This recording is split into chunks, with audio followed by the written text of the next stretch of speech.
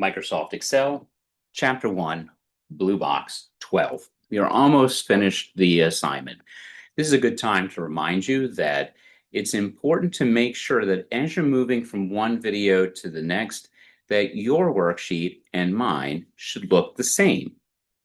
This is important, especially since we have been working and in particular inserting and deleting content.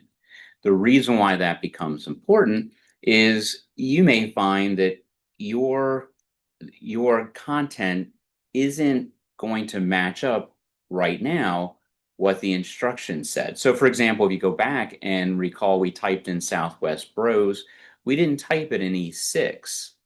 And so we want to make sure that as we've inserted and deleted rows and columns and cells, that the layout is exactly right so that we don't have any sort of cascading problems that we're going to have to try to fix if there are any mistakes.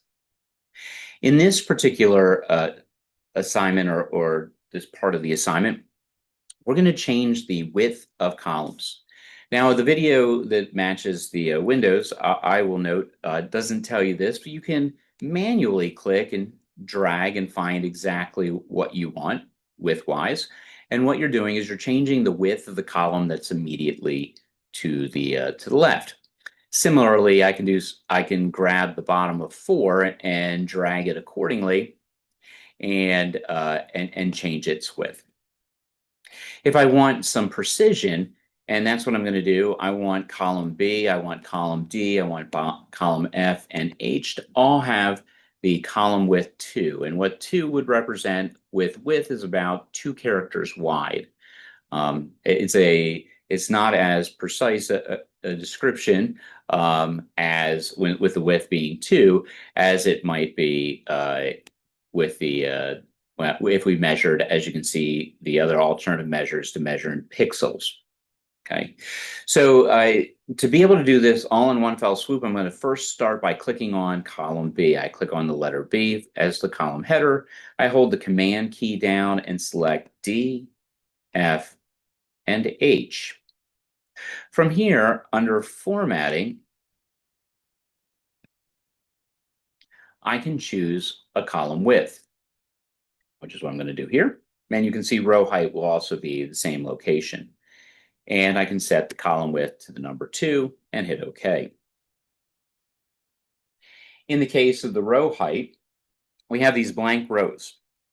In row 4, row 8, I'm holding the Command key down.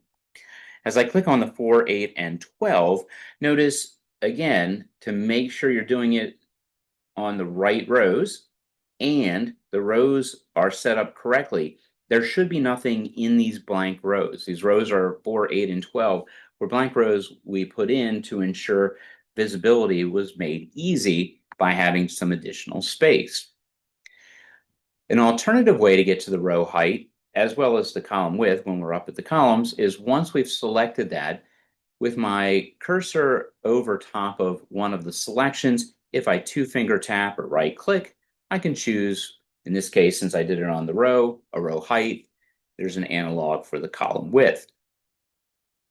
I'll go ahead and change the column width from 15 to 10. And so we clear out a little bit of that space, but enough to make it so that it's visually a little more appealing for the layout. Admittedly, there's still some things that aren't visually appealing, and that's what we're going to work on in the last exercise.